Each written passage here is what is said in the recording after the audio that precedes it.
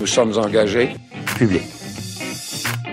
Bienvenue aux Engagés publics, je suis François Larouche et aujourd'hui avec moi j'ai Denis Martel et Ronnie Al-Nozir. Et cette semaine, on est en campagne référendaire et Trump, lui, est en campagne d'impeachment.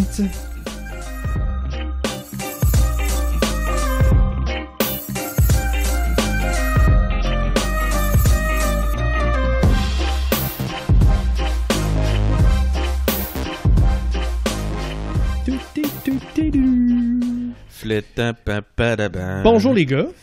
Salut. Bonjour. Ronnie? Oui. Que fait là? Qui es-tu? On a un nouveau cette semaine? Bonjour, si vous vous rappelez, il y a plusieurs mois, François m'a présenté comme le fan libéral. Ah, tu t'en souviens? C'est bon, c'est bon. On l'a trouvé, donc, on l'a recruté, on s'est dit, ça nous prend le libéral. Donc, background en sciences politiques à l'Université McGill, étudiant à la maîtrise au HEC, militant libéral depuis 4 ans, expérience municipale en affaires publiques, en relations gouvernementales. Fait que tu connais la politique, Ronnie. Quand même assez. C'est quelque hein. chose que je fais pas mal souvent, que je suis beaucoup. Donc, je suis là maintenant pour m'obstiner parce que ça aussi, c'est quelque chose que je fais beaucoup dans la vie. Là, tu sais dans quoi tu t'embarques avec nous autres. Là. Je suis pas sûr encore dans quoi je m'embarque, mais je sens que je vais le découvrir très, très rapidement. Excellent. Ben, bienvenue. Merci beaucoup. Bienvenue, Ronnie. Sinon, cette semaine, on a d'autres choses, des rappels. Donc, on l'avait promis, inquiétez-vous pas, ça va sortir. L'entrevue avec Alexandre Leduc, ça sort tout de suite après cet épisode. Sinon, on a lancé notre nouvelle page sur l'engagement. Donc, pour débuter, c'est votre point de départ pour apprendre l'organisation, pour changer les choses, pour transformer sans colère son cynisme en quelque chose d'utile. On va sur agir.engagépublic.com. Allez voir ça. Sinon, les gars, on va être très honnête et transparent avec le public. Cet épisode n'était pas prévu cette semaine. Non. Mais il y a tellement d'affaires qui se sont passées. C'est incroyable, hein? T'es comme tombé sur la pire semaine, mais en même temps, je pouvais pas être d'accord avec toi. Il s'est tellement passé des choses qu'il fallait faire un petit truc. Mais disons que c'est une semaine excessivement occupée pour moi. Merci d'être là, hein? Merci d'être là. Moi, je trouvais ça quand même assez lent dernièrement, même avec la campagne électorale. Puis là, maintenant, il se passe beaucoup de choses, donc c'est excitant. Ouais, c'est starté. Ouais. Donc, allons-y. D'abord, on va parler d'une grande nouvelle. Je pensais que c'était mort, mais apparemment pas. Québec confirme le dépôt d'un projet de loi pour la réforme du mode de scrutin. Les Québécois, on va tous être appelés à un référendum à l'élection générale de 2022. Mais là, suivez-moi bien, on va voter là-dessus à l'élection en même temps que l'élection générale de 2022, mais donc ça s'applique seulement à la prochaine élection, si c'est bien sûr un référendum gagnant, pour 2026. Quelques détails. Le projet de loi va faire en sorte que seulement 40% des sièges des élus vont être assujettis au mode de scrutin proportionnel. Fait que ça veut dire que 60%, le reste de la batch, va être avec des élus en mode avec le mode de scrutin actuel, ce qu'on appelle uninominal à un tour. Donc, on va nommer quelqu'un, un représentant d'une circonscription, puis c'est celui qui a la majorité relative qui va être élu. Pour les 40% là, de ce mode de scrutin proportionnel, il va falloir que les partis qui vont être distribués reçoivent au moins 10% des voix des électeurs. Fait que les petits partis, là, les partis conservateurs du Québec, puis les partis ésotériques qu'on voit à Infoman, ils n'auront pas de représentativité tout de suite. Là. Et Legault a demandé, bien que la majorité parlementaire en ce moment, il a demandé à ce que d'autres partis appuient le projet de loi pour passer au vote. Denis, comment tu as suivi ça cette semaine? Ben écoute, j'ai suivi ça de loin parce que j'étais sur la route, j'étais occupé à toutes sortes d'engagements professionnels. Mais la question qui me vient immédiatement à l'esprit, elle serait pour Ronnie. Je voudrais savoir, Ronnie, c'est quoi? C'est la rue et les référendums? Oh! La rue et les référendums, je suis pas sûr de comprendre exactement la question. C'était une référence à ton ancien chef, Jean Charest, qui nous qui avait parlé Attaque frontale. Attaque frontale. C'est de même qu'on... Bienvenue aux engagés publics, René. Je vais faire une spécification d'abord. J'ai pas milité au Parti libéral sous Jean Charest. Oh! Je me suis joint en 2015. Donc c'est on commence déjà à se dégager tranquillement. Ça commence fort. Premièrement. Mais oui, j'ai vu Jean Charest justement, puis je suis surpris qu'il soit d'accord avec M. Legault sur le fait que ça prend un consensus. Oui. Puis effectivement, je pense que c'est une analyse juste de M. Charest. Faudrait que ça prenne un consensus. Je crois que c'est une réforme qui de l'ampleur d'une réforme constitutionnelle. C'est quelque chose qui est très, très important. Donc, je suis d'accord avec le fait qu'on a un consensus. Arrête-moi tout de suite, mais est-ce que normalement, puis Denis, tu pourras chipper in, mais normalement, est-ce que, je connais moins la procédure parlementaire, y aurait-tu dû avoir une commission parlementaire avant d'avoir un projet de loi aussi important que ça? Dû avoir, non. C'est pas quelque chose qui est exigé, mais je crois que ça a été pertinent, effectivement. Ouais. Moi, ce que je retiens surtout de cette annonce-là, c'est que j'ai l'impression de jumeler ça à la campagne électorale de 2022. J'ai l'impression que la CAQ a voulu l'utiliser stratégiquement pour détourner un peu les sujets. Moi, je pense que le fait qu'on va orienter le sujet beaucoup sur le mode de scrutin va plutôt faire l'affaire de la CAQ par rapport à des enjeux comme l'environnement, par exemple. Ça va faire bien leur affaire qu'on parle de ça. On parle d'autres choses. Mais j'écoutais les engagés, pas les engagés publics, ça c'est ici. Tu peux aussi. Mais tu fais bien. Les mordus de politique tout à l'heure, et Françoise David disait ça, elle disait de le faire en même temps que l'élection de 2022. Ça fait en sorte que déjà les médias ont de la misère à couvrir la campagne, de donner une couverture assez égale à tous les partis. Si en plus on a une campagne référendaire en parallèle, l'électeur moyen va avoir la difficulté à suivre tout ça. Ouais. Moi, je pense personnellement que si on est pour faire un référendum, qu'on le fasse l'année prochaine, c'est la seule année au Québec dans les 3 prochaines années où il n'y a pas d'élection. En 21, on a une municipale. En 22, on a une provinciale. 2020, c'est l'année idéale parce qu'il y a juste les américaines, mais nous, ça ne nous concerne pas vraiment. Donc, ça aurait été parfait pour faire une campagne référendaire. Donc, est-ce que le Parti québécois puis QS devrait voter contre le projet de loi ou refuser d'appuyer le projet de loi pour ensuite exiger la même affaire, mais plus tôt? Mais je crois que... Vas-y, ça va-tu se faire? Non, tu peux aller, René. Mais dans le fond, moi, je pense que en commission parlementaire, il va y avoir un article par article, des consultations particulières.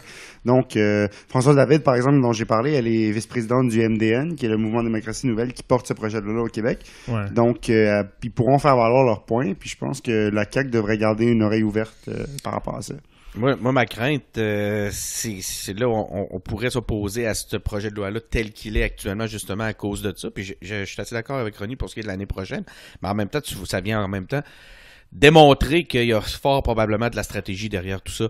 Mais là, c'est ça, comme je te dis, le risque, si on le vote pas comme il est là, c'est qu'on le repousse ou qu'il n'aille juste pas ou on devienne comme dans la perception publique des opposants à cette réalité-là. Mais au point de vue de la confusion, là, puis c'est quelque chose que je déplore parce que de la création de confusion, il y en a constamment. On est il y a un grand danger. Je lisais juste ce matin, j'étais sur comme je disais, j'étais sur la route, puis je vois jamais de journaux, puis là j'ai vu un journal sur un comptoir, puis c'était écrit Legault fait un référendum pour 2022. Tout ce qui était écrit, je suis comme wow. En termes de création de confusion, là, on est dans un grand moment.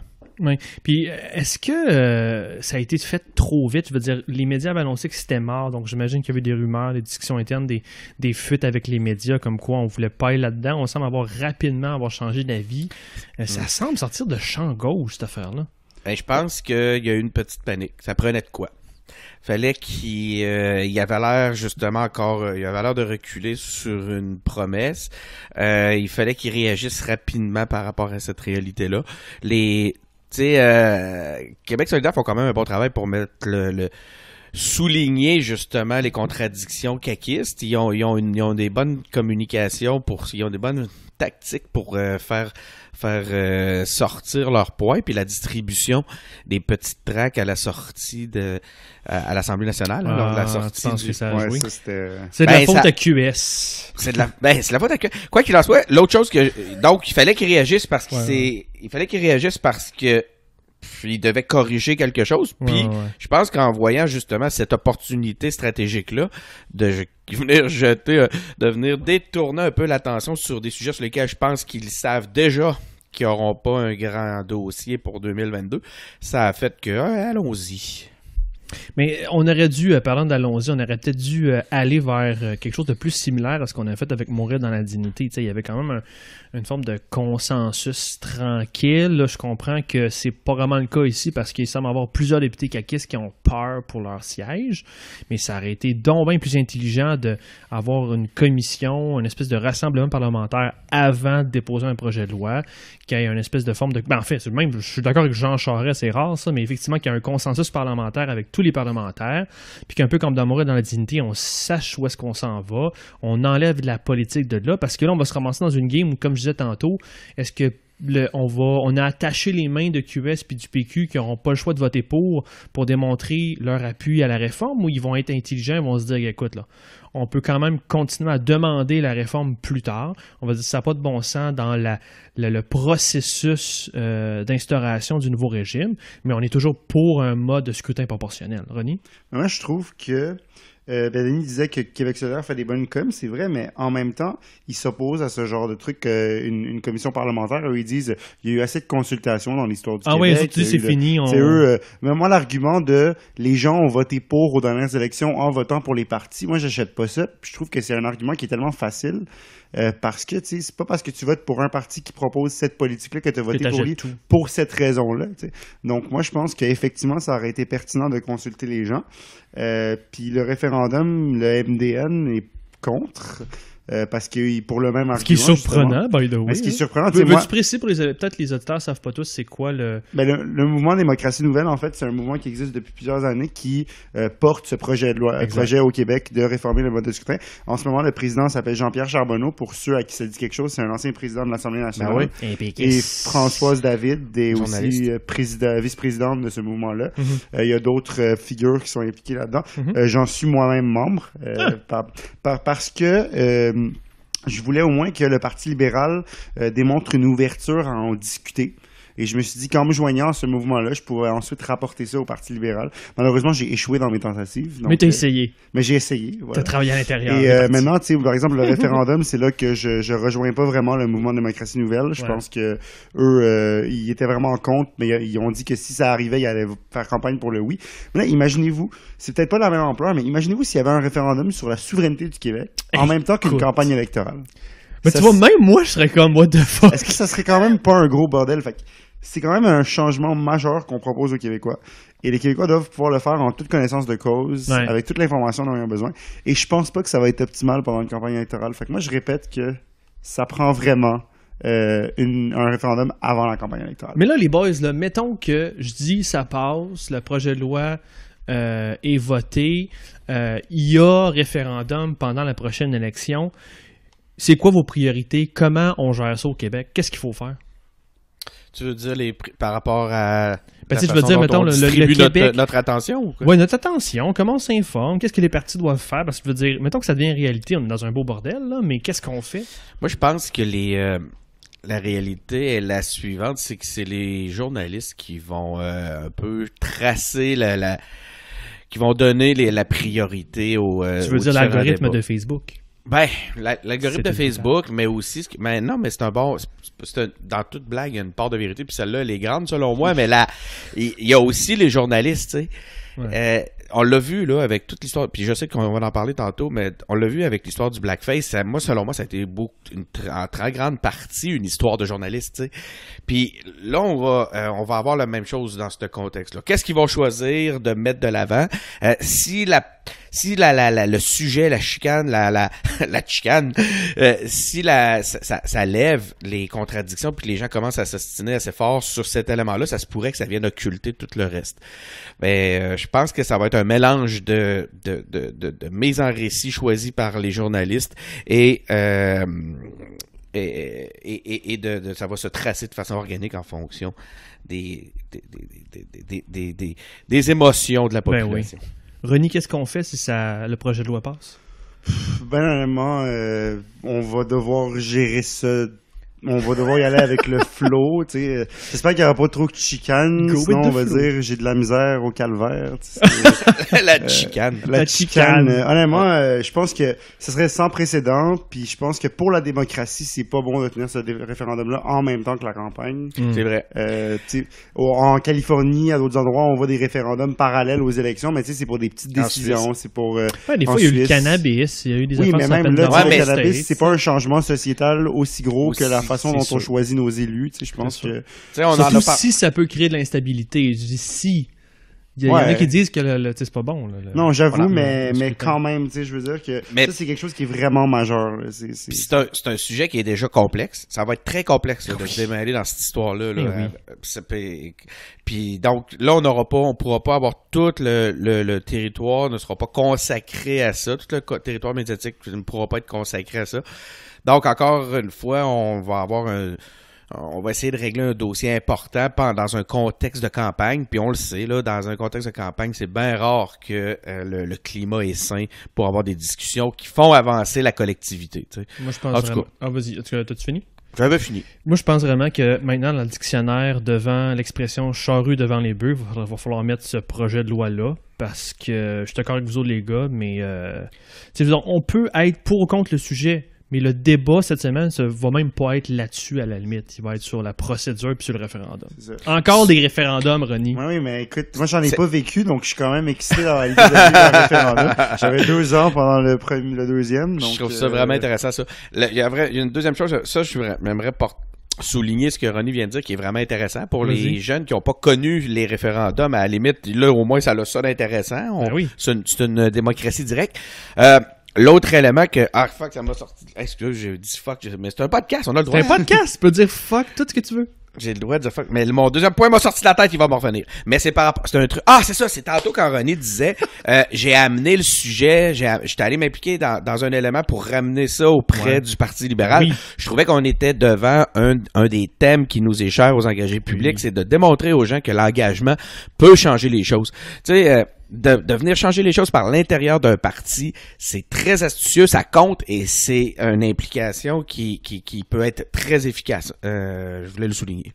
Puis on va passer à l'autre chose, mais René, tu sais, faut faire attention qu'il y ait référendum, hein, parce que mettons que ça passe, puis que ça va bien, puis les gens sont satisfaits avec le mode de scrutin. Là c'est plate pour les fédéralistes, ils vont se rendre compte qu'on peut gagner un référendum puis que ça peut changer les choses. Il faudrait pas que les gens commencent à aimer ça. Là. Écoute, moi je pense que ce que vous savez pas, c'est que ce qu'il devrait avoir, c'est un autre référendum après avoir essayé cette formule-là pour demander aux gens s'ils sont satisfaits ou non. C'est ce qui s'est fait. Commence pas à ça. C'est ce qui s'est fait en Nouvelle-Zélande d'ailleurs. Ah oui, tu sais. Oui, absolument. Donc on n'aura pas fini des référendums. Ouais, c'est ça. C'est l'histoire du Québec à perpétuité. Sinon, messieurs... Les référendums et la rue. Et la rue. Maintenant, j'ai compris ton point. Quelle belle transition, parce que cette semaine, premièrement, si vous écoutez ça live pendant la journée de diffusion, c'est la journée du 27 de la manifestation pour le climat. Bonne fête, Denis! Bonne fête, merci! Piu, piu, piu.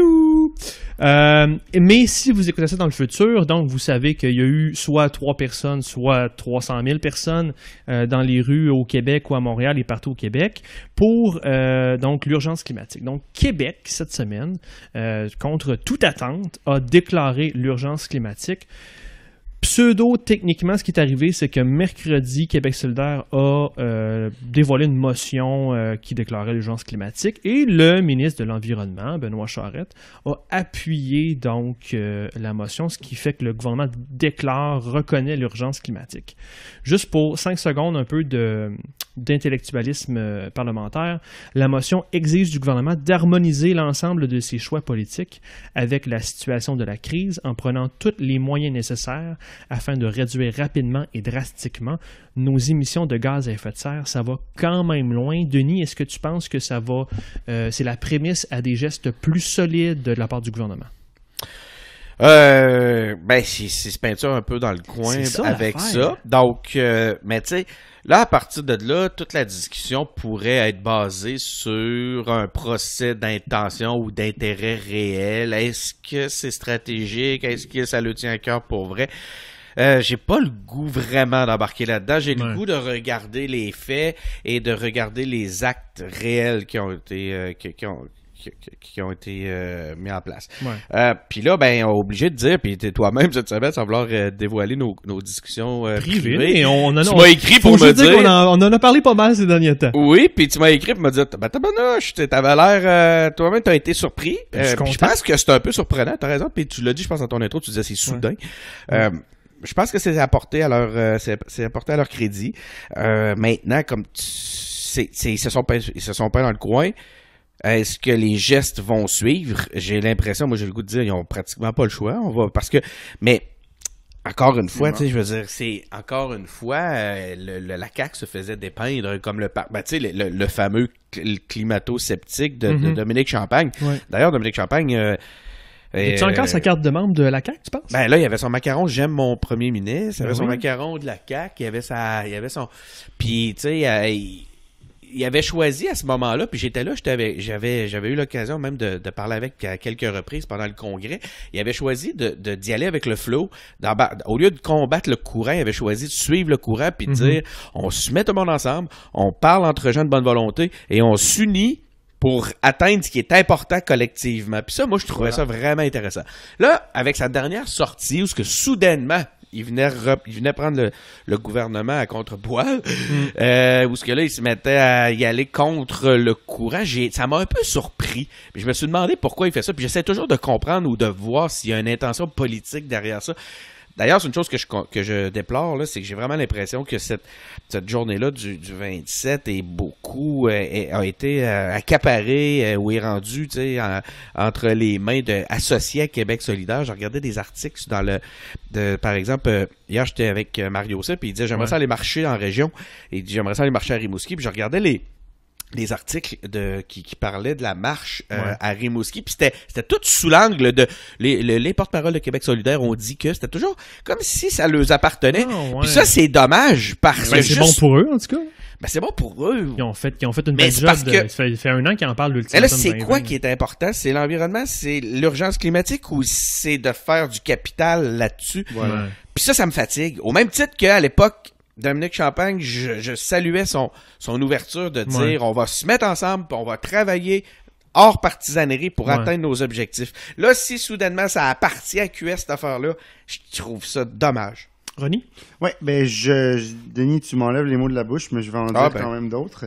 Dans le fond, cette crise climatique-là, elle est réelle. On peut pas la nier. C'est vraiment un enjeu pressant. Mais c'est rendu un who's who, c'est rendu une campagne de personnalité plus qu'une campagne sur les enjeux. Par exemple, je parlais de Greta Thunberg un peu.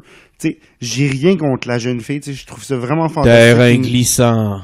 Oui, je vais créer un peu de controverse, mais j'ai rien contre cette jeune fille-là. Je trouve que c'est fantastique ce qu'elle fait. Moi, à 16 ans, je faisais pas des speeches devant l'ONU pour parler d'environnement. Par contre, ce que je voudrais dire, c'est que... Qu'est-ce que tu faisais à 16 ans? Écoute, à 16 ans... Tu perdais ton temps. Moi, je jouais au GameCube à 16 ans. Moi, je prenais de la drogue.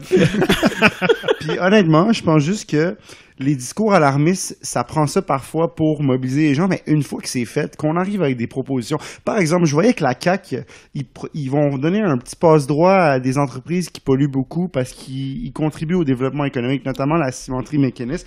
Puis là, vous pourrez blâmer le Parti libéral pour cette cimenterie-là, on pourra en jaser. Mais... on pourrait blâmer le Parti québécois aussi. Ils devraient quand même pas avoir le droit de polluer moins parce que il y a le développement économique.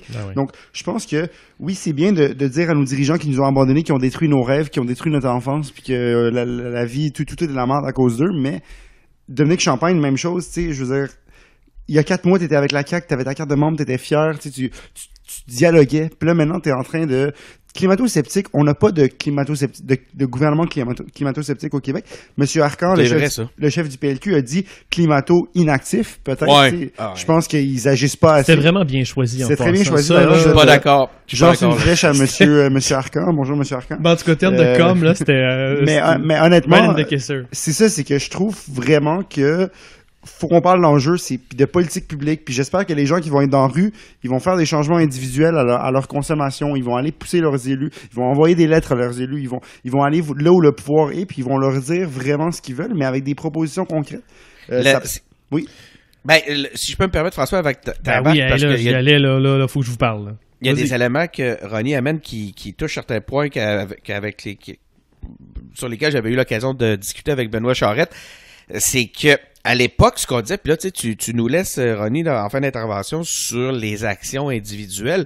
Puis ce que j'avais dit à Benoît Charette, là, quand j'avais eu l'occasion de lui parler, c'était que, justement, on voulait pas je trouvais dommage que les individus se retrouvent un peu stigmatisés dans leur comportement par rapport à l'environnement, alors que les grandes entreprises, on n'avait pas l'impression ou on voyait pas quelle façon eux amenaient leur rapport à la solution.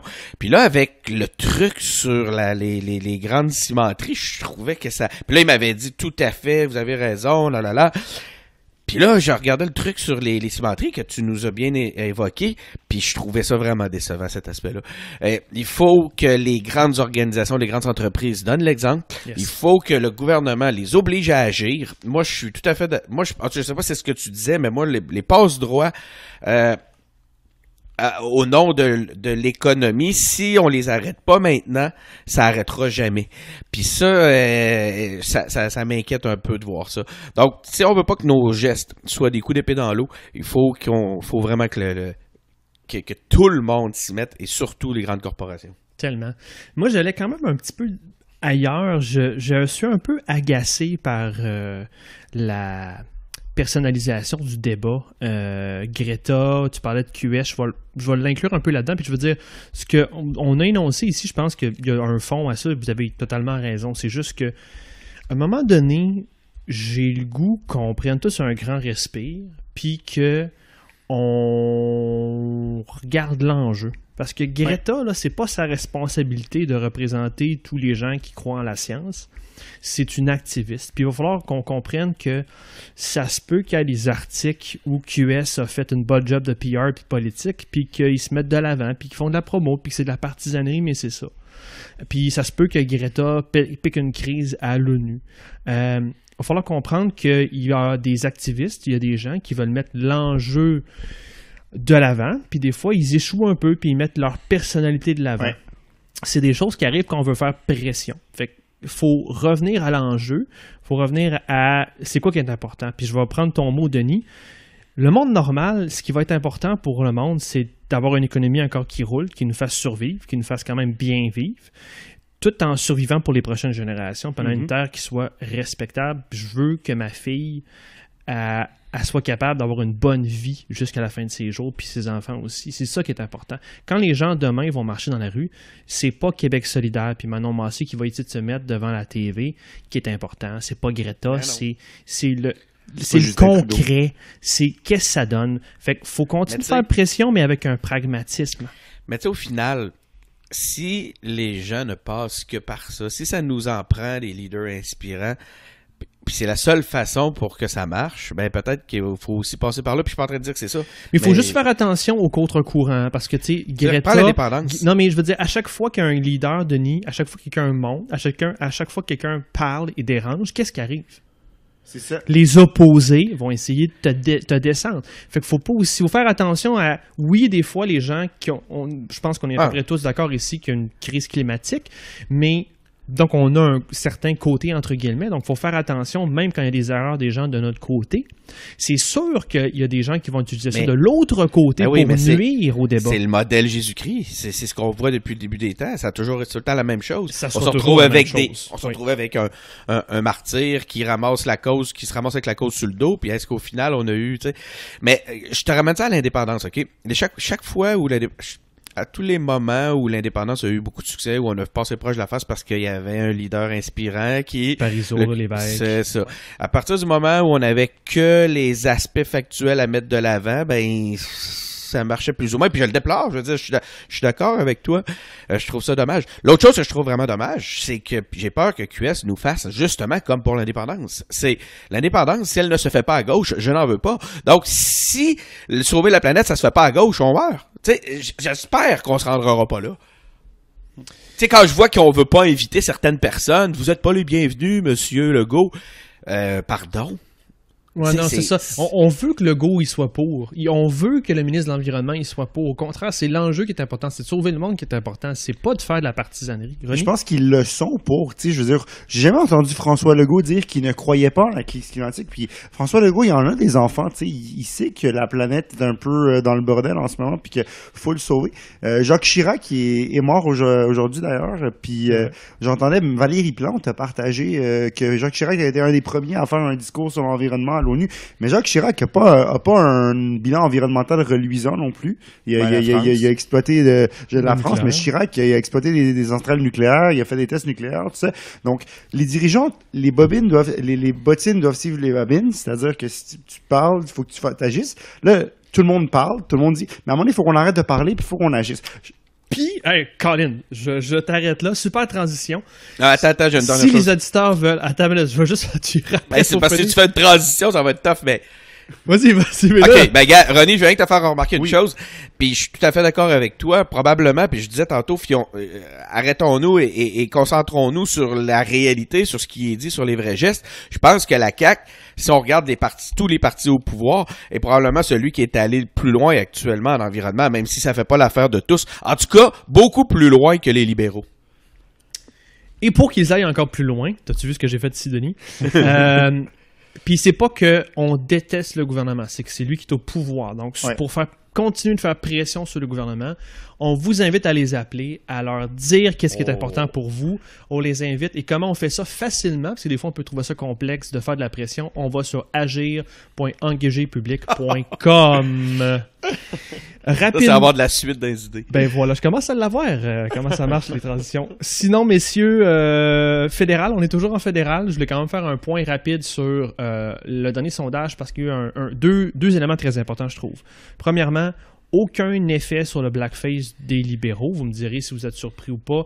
Libéraux à 34, conservateurs à 33 pour le Canada. Et au Québec, remontée totale du Bloc québécois à 29%, libéraux à 26%, conservateurs à 24%. Denis, es-tu surpris?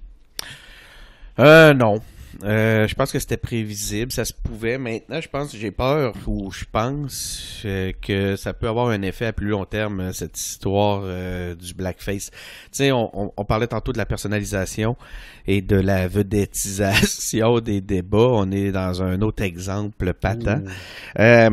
Si ça avait pas été Justin Trudeau, tu sais, puis ça a été dit et redit, ce que je suis en train de dire là, je suis pas ça, on aurait eu fort probablement, tu sais, les grands inquisiteurs ont réagi très, très, très différemment. Tu sais, la semaine passée, je parlais de grands écarts moraux parce qu'il fallait suivre la ligne idéologique. Ben, c'est ce qu'on a vu. Puis ça, je trouve que pour la réalité même de l'insulte que peut représenter un blackface, ou le blackface, parce qu'en réalité, quand on regarde c'est quoi l'histoire du blackface, c'est très intéressant, là. J'ai l'impression que la réalité reliée à ça, ou les sensibilités reliées à ça ont reculé. Parce que soudainement, c'est rendu acceptable. Là, j'ai vu sur les médias sociaux, tout le monde s'amusait à rire du moment où eux-mêmes avaient pu faire ça. Puis là, j'étais là, ben coudonc. J'ai dit, dans l'absolu, l'appropriation était soudainement rendue un sujet de blague, mais c'était pas une blague. L'été passé, c'était plutôt insultant, puis ça venait toucher plusieurs sensibilités. Selon moi, ça reste quand même vrai. Puis ces gens-là, qui se sentent réellement, que leurs sensibilités sont heurtées par rapport à ces éléments-là, vont rester heurtés par rapport au prochain qu'on va avoir.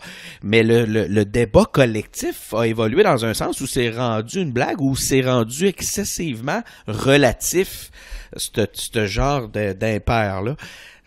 J'ai hâte de voir sur le long terme l'impact que ça aura eu sur la morale collective, ou en tout cas sur la façon de traiter ce type d'éléments d'appropriation ou de manque de respect par rapport aux minorités et aux difficultés qu'ils ont pu vivre ou qu'ils subissent dans un contexte comme celui-là. Fait que je pense que sur le court terme, ça sert. Tu sais, il y a eu des excuses profondes de Trudeau, mais sur le long terme, je pense qu'on vient de réouvrir certaines plaies que collectivement on cherchait à guérir. Fait que ça, je trouve ça peut-être dommage sur cet aspect-là. Maintenant, ça a peut-être fait du bien aussi qu'on soit un petit peu moins puritain et qu'on soit un petit peu moins snowflake sur certains éléments. J'ai hâte de voir comment ça va virer. Ouais, donc là-dessus, moi je rebondirais justement en disant oui, ça l'a ouvert certaines plaies. Et il y a eu plusieurs les réactions des 4 chefs des 4 principaux partis, je pense qu'elles en disent long. Trudeau s'est excusé, M. Trudeau s'est excusé, puis je pense que c'était la bonne chose à faire. Il l'a fait rapidement. Les coms du parti ont été très bonnes là-dessus. Il s'est rapidement excusé sur son avion. Il a admis son erreur. Là où j'ai de la misère à croire, c'est qu'il disait qu'à 29 ans, il savait pas que ça pouvait être offensant. Un homme de 29 ans, je trouve ça un peu touchy. Mais ce qui a fait en sorte qu'il n'y a pas vraiment beaucoup d'impact, c'est que ça fait 4 ans qu'il est premier ministre, puis il n'y a personne qui a douté pendant ces 4 années-là de dans son dévouement aux minorités. Son record, excusez-moi l'anglicisme, le démontre de façon ouverte. Et on peut pas le traiter de raciste. Et d'ailleurs, la fleur que je vais lancer, c'est à Yves-François Blanchet, qui a eu la meilleure réaction de tous les chefs, selon moi. Il a dit... moi, je le trouve incompétent, je trouve qu'il n'est pas fait pour être premier ministre, mais c'est pas un raciste. Puis ça, effectivement. Ensuite, l'autre fleur que je veux lancer, c'est à Jagmeet Singh, qui a dit le débat n'est pas à propos du premier ministre, il est à propos des gens qui ont été blessés, les gens qui ont subi du racisme. Moi, j'ai eu la chance de me défendre, je me battais avec mes poings, je me défendais parce que j'avais la force de le faire. Il y a plein de gens qui n'ont pas eu la force de le faire. Et il a pensé vraiment aux gens. Là, la personne que je veux condamner fortement, c'est Andrew Scheer. Parce que Andrew Scheer a dit... c'est un raciste, c'est un hypocrite. Je pense pas qu'il ait utilisé le mot raciste, mais il semblait le sous-entendre. Il doit démissionner. Il est incompétent, il peut pas gérer le Canada. Mais, 2 semaines avant, ou même quelques jours avant, quand on a pris plusieurs de ses candidats à dire des choses absolument outreuses, il a dit « Ah, c'est correct, si quelqu'un s'excuse, il a fait quelque chose dans le passé, c'est pas grave, je vais le garder dans mon équipe. » Fait que là, tu sais... il y a un double standard parce que c'est son adversaire. Il a cherché à se faire du capital politique. D'ailleurs, la campagne conservatrice, faut que je souligne que je la trouve très très mauvaise, mais ça on pourra en reparler. C'est absolument horrible. Je comprends pas comment un parti peut être si mauvais que ça. Donc voilà. Donc je pense que Justin Trudeau, personne ne peut considérer que c'est un raciste. D'ailleurs, moi, par transparence, je vous dis que j'ai déjà travaillé pour lui. J'ai été son stagiaire dans son comté. Puis, je vous dis que je connais beaucoup de gens qui le connaissaient avant qu'il soit un député, avant qu'il soit un chef de parti, quand il était simple député. Puis c'est vraiment quelqu'un qui a à cœur les combats des minorités. Donc tu penses que ça l'a diminué l'impact de la... Parce que je pense que les gens ont senti cette sincérité-là quand il s'est excusé. Je pense que même lui... Ce que je comprends pas, c'est comment ils n'ont pas prévu ça quand il s'est présenté à chefferie, quand il s'est présenté comme premier ministre. Parce que si cette controverse-là était sortie pendant la campagne à la chefferie du PLC en 2013 ou pendant la générale en 2015... il y a des très bonnes chances que Justin Trudeau ne soit pas devenu le premier ministre. Ça aurait fait plus de mal. Ça aurait fait du mal. Mais là, maintenant, vu qu'il y avait un record, je pense qu'il a pu s'en sortir assez très bien. Question rapide, les gars, parce que notre petit épisode va devenir un épisode régulier. Denis, tu as découvert cette semaine les matins normaux, les matins des familles normales? Fait que je vais vous poser une question chienne. Les gens normaux avec des enfants le matin, moi j'ai une petite fille, le matin c'est ouais, fais ci, finis ton bol, elle veut pas s'habiller, tout ça, on s'ostine. Les gens normaux, là, c'est important pour eux un blackface, puis c'est important, ça change quelque chose dans leur vie, eux autres? Je vais commencer par... moi, ce qui m'a épaté cette semaine, j'ai eu l'occasion d'assister à une routine matinale avec 2 ados, ok? C'est ma conjointe qui a 2 ados, puis je suis resté un petit peu en retrait parce que je voulais pas en ajouter une couche sur le matin. Mais on s'entend que c'était pas le premier matin de leur vie, mais ma conjointe était quand même obligée de dire absolument tout ce qu'ils devaient faire pour que ça se fasse. J'ai été subjugué. Fait qu'il parlait pas du blackface, c'est ça mon point. Écoute, c'est pas mal le dernier des soucis. Puis c'est ce qui fait que justement le bullshitomètre du monde normal, qui est très très très efficace, a vu le jeu des conservateurs dans un contexte comme celui-là. Il sait que tout le monde est un menteur. Personne pense que Justin Trudeau est raciste. Puis je trouve ça niaiseux parce que je pense même pas que ça aurait jamais dû être ça la question. C'est évident que Justin Trudeau est pas un raciste, qui est un naïf maladroit. Absolument. Puis je veux dire, c'est flagrant, c'est flagrant que ce soit un dandy qui joue dans la vie, c'est flagrant.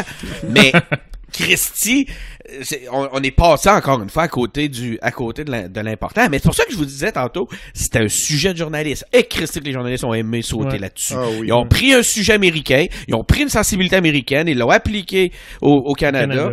Puis d'ailleurs, quand tu regardes les réactions aux États-Unis, les gens sont comme clueless, là, sont comme ils ont la mâchoire à terre, ils en reviennent pas. J'étais sur Reddit, je regardais sur Reddit les commentaires, les gens sont comme voyons. Tu sais, le monde sont même pas capable d'avoir une réaction tellement que il se serait tellement fait botter s'il avait été aux États-Unis. Ça n'a juste aucun bon sens.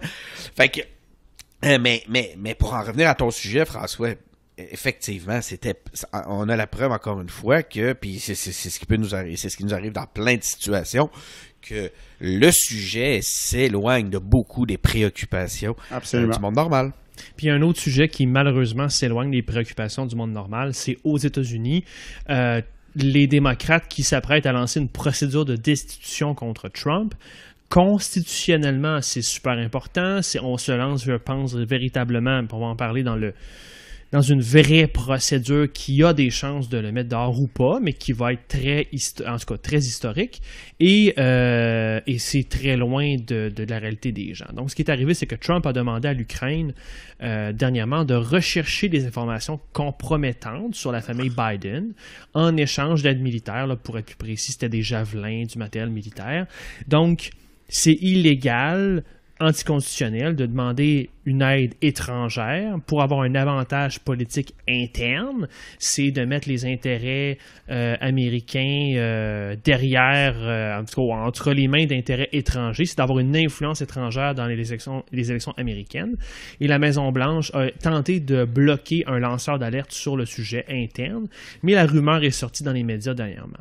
Et là, le plus fou de l'histoire, c'est que dans une panique, j'imagine, incroyable, c'est la Maison-Blanche qui a diffusé volontairement l'intégralité du transcript de l'échange du président avec le président ukrainien, qui confirme les faits. C'est surréel, vraiment. Là. Du deal, c'est incroyable. Je comprends plus rien. Toi, Ronnie, comprends-tu quelque chose? On se croirait dans House of Cards, honnêtement. Mais c'est la fin d'un film. Tu sais, quand il va y avoir un film sur la vie de Trump, là, la présidence de Trump, on est dans la fin du film. Là. C'est qu'honnêtement, je pense que c'est un scandale qui est encore plus grand que le Watergate. Je veux dire, c'est un président qui a... on va pas y aller par quatre chemins. Il a commis de la trahison envers son pays. T'sais. Il a carrément demandé à un chef d'État étranger. Même les républicains devant la télévision, c'était assez drôle le matin même de voir ça. Les républicains avaient la gueule. Mais oui, puis je peux pas croire, je peux même pas penser dans l'histoire ou dans l'histoire récente à un dirigeant d'une démocratie libérale occidentale qui a fait ce genre de move-là. C'est vraiment surréel. Je pense qu'il comprend pas. Il est juste je pense que Donald Trump... Puis d'ailleurs, c'est intéressant parce que il y a à peu près 2-3 semaines, j'étais au Forum international des Amériques économiques à Toronto. Il y avait Anthony Scaramucci qui était invité comme panéliste, qui était interviewé par Dimitri Soudas. Okay. Et il disait que l'état mental de Donald Trump était en sévère déclin et que, selon lui, Donald Trump ne serait pas le candidat des républicains en 2020. Que soit il allait être destitué, ou soit son état mental allait tellement se détériorer que ça n'allait finalement pas être lui. Et je crois t'imagines s'il est en procédure d'impeachment, que ça passe ou pas, puis en même temps, il est contesté chez le Parti républicain. Scaramucci nous a révélé, d'ailleurs, qu'il travaille lui-même et d'autres à trouver d'autres candidats pour se présenter contre Trump, et que ça avance très bien, et qu'il y a plusieurs noms qui seraient possiblement sur la table. Donc, je pense honnêtement que les Américains, ils ont beaucoup de problèmes, que ce soit avec les armes à feu, mais là, c'est carrément la fabrique même de leur démocratie qui est en jeu. Je veux dire, nous, au Québec, on parle de réformer notre mode de scrutin, puis on se chicane là-dessus, mais maudit que je suis content que ce soit ça les débats qu'on ait. On chicane, mais il y a une paix sociale. C'est très soft, là, comparé aux États-Unis. Maudit que je suis content d'être Québécois puis Canadien aujourd'hui, comparé à... Puis le pire là-dedans, c'est que les histoires sur la Russie sont en train de disparaître. On n'en parlait plus ben.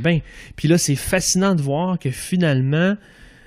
il pouvait juste pas se la fermer, il pouvait juste pas tenir ça calme, il était incapable. Il y a une nouvelle histoire toute neuve, toute fraîche qui apparaît, puis c'est ça qui va faire mal. C'est que, tu sais, l'histoire sur la Russie, c'était quelque chose dans le passé, c'était quelque chose qu'il fallait prouver, c'était difficile, mais là, ça se déroule devant nous, sous nos yeux, puis la Maison-Blanche participe pour incriminer le président. Je vais laisser Denis aller, mais dans les commentaires, moi je suis d'origine syrienne, puis honnêtement, c'est vraiment, on dirait une histoire de gouvernement de la Syrie, là. Tu sais, je veux dire, c'est wow, là. Mes parents me racontaient des histoires quand j'étais jeune, puis là, je suis en train de les vivre, c'est vraiment incroyable. Denis? Moi, ma crainte, quand j'entends un discours comme le vôtre, celui que vous portez actuellement, c'est qu'on ait vraiment seulement la vision de la lorgnette démocrate et de la lorgnette libérale. la lorgnette de gauche. Vas-y. Je suis pas un spécialiste. Ben, écoute, Mais je suis pas un vas-y, mais spécialiste. j'ai des contrepoints là-dessus parce qu'il y a eu des changements chez les Républicains, mais vas-y, Ouais. vas-y. Tu sais, moi, je m'efforce là, d'essayer de détruire le plus possible la bulle Il faut. parce que détruire dans, faut, dans absolument. des contextes comme celui-là, C'est pour ça que René est là, il va détruire notre bulle. Puis, ouais, mais ce qui m'inquiète depuis le début, c'est qu'on est étrangement pas mal tout le temps d'accord. C'est que On va ça te me fait un peu chicaner peur. d'autres fois, t'inquiète. Ça me fait un peu peur. J'ai pas le goût d'être d'accord avec des libérales québécois, mais non, je fais des blagues. Il reste. Ouais, c'est ça. Fait que j'ai un peu. Fait que ça, j'aimerais m'assurer qu'on ait un contrepoids par rapport à ça. Donc, c'est la raison pour laquelle je m'abonne à plusieurs comptes qui sont plus de droite, juste pour justement rééquilibrer cette espèce de bulle-là, la percée.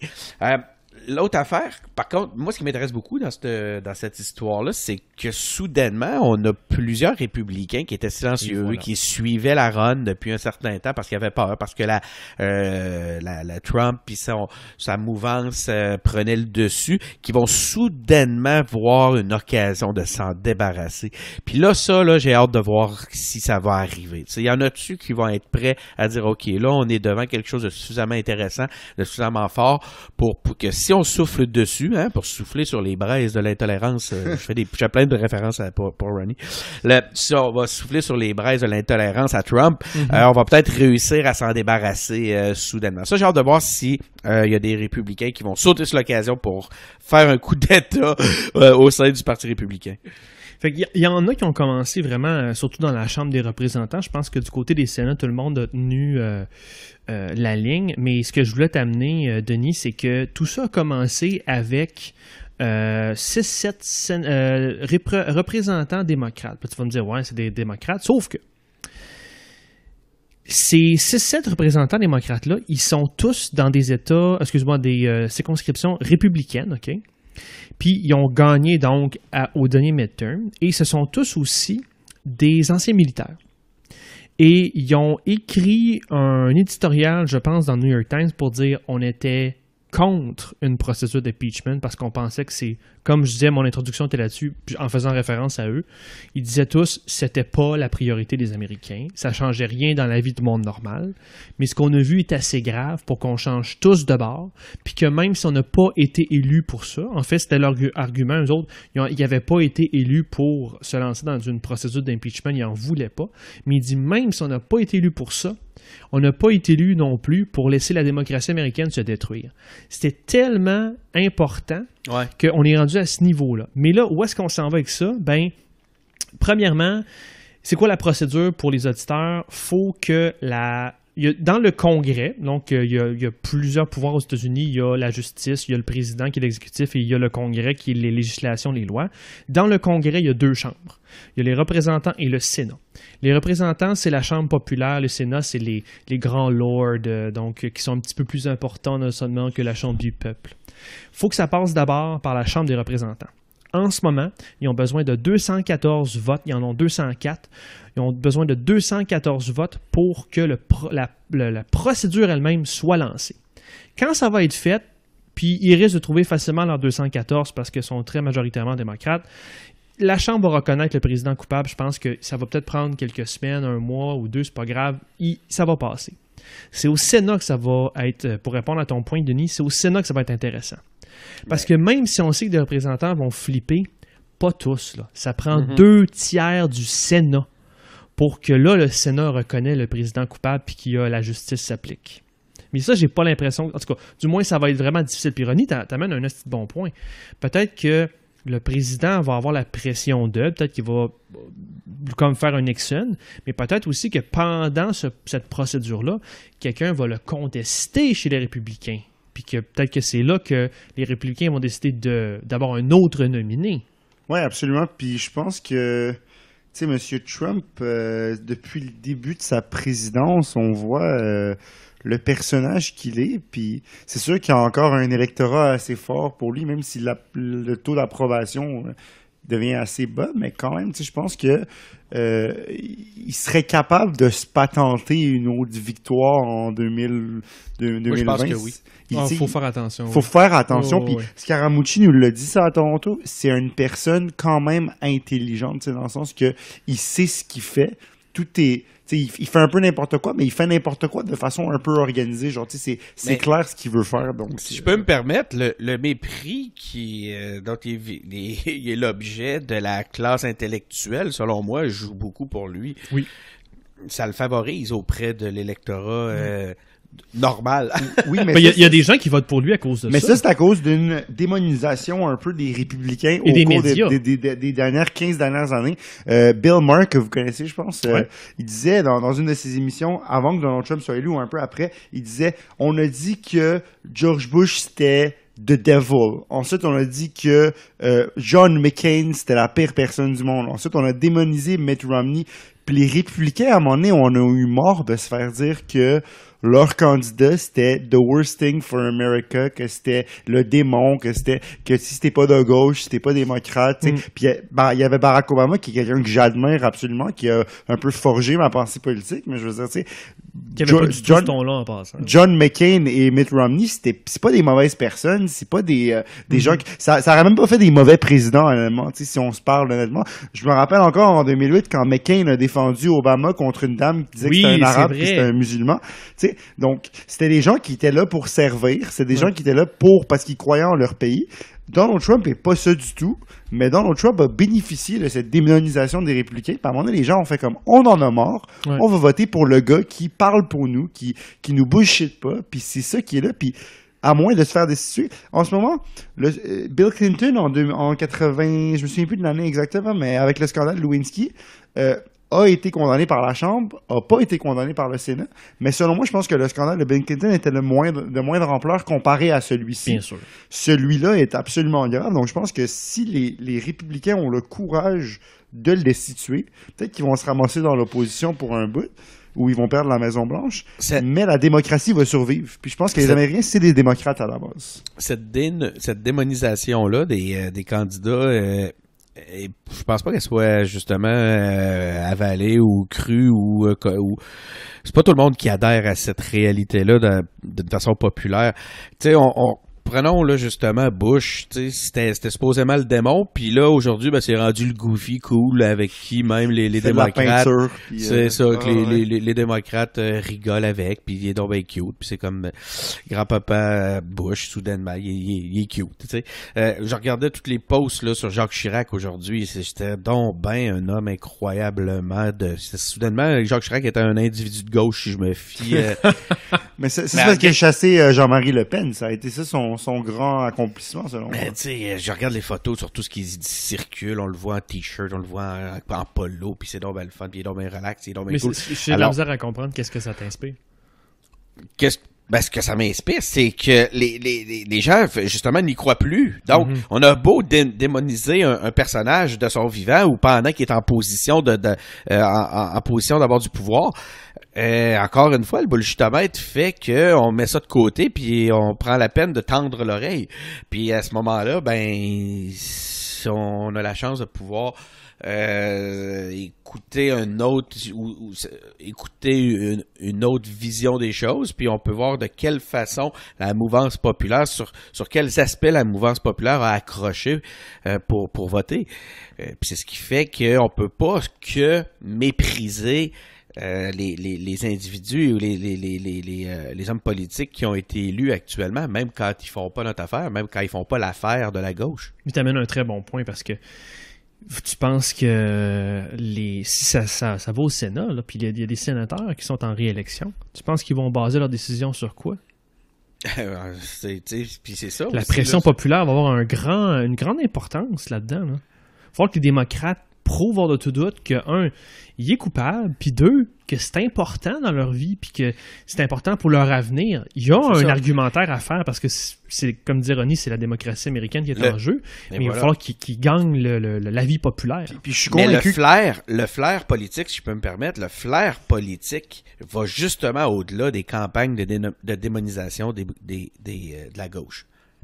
Moi, ce que je suis curieux de voir, c'est à quel point des figures éminentes, soit du passé ou actuel, vont s'engager dans ce débat-là. Genre Obama? Est-ce que Obama va s'impliquer là-dedans? Tu sais, il s'est quand même gardé de commenter l'administration Trump depuis le début de la.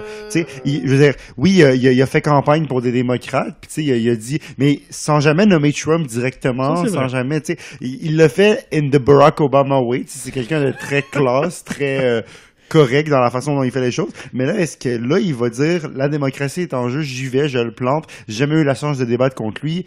Mais là, maintenant, c'est mon occasion, tu sais, de montrer aux gens que... Parce que Barack Obama, s'il aurait pu faire un 3e mandat, il aurait été réélu de façon incontestable. Je pense que les gens voyaient que c'était quelqu'un qui... Je pense que les gens commencent à s'ennuyer de lui maintenant ou de quelqu'un comme lui. Donc, tu vois, Denis, pourquoi je l'ai recruté, Ronnie? Parce qu'il aime Obama. Ben écoute, tout est dans tout. Évident. Ben oui. Je me demandais, je me dis, écoute, comment ça, on est rendu qu'on a des libéraux au micro? On n'est pas tous méchants, je te prie. Ah, ça reste à prouver. Puis ça, on fera ça dans un autre épisode. Donc, merci les gars. Merci les gars d'avoir été là cette semaine. Ça fait plaisir. C'était notre épisode cette semaine. Abonnez-vous sur à notre balado sur Apple Podcasts, Google Podcasts, SoundCloud et Spotify. Suivez-nous sur notre page Facebook, Twitter, YouTube et Instagram. Et comme je l'ai dit, engagez-vous en visitant notre site web à engagerpublic.com. À la semaine prochaine. Fort efficace, messieurs, bravo. Ah, ça a bien été. Ça a bien été. Ça roule, 57 minutes.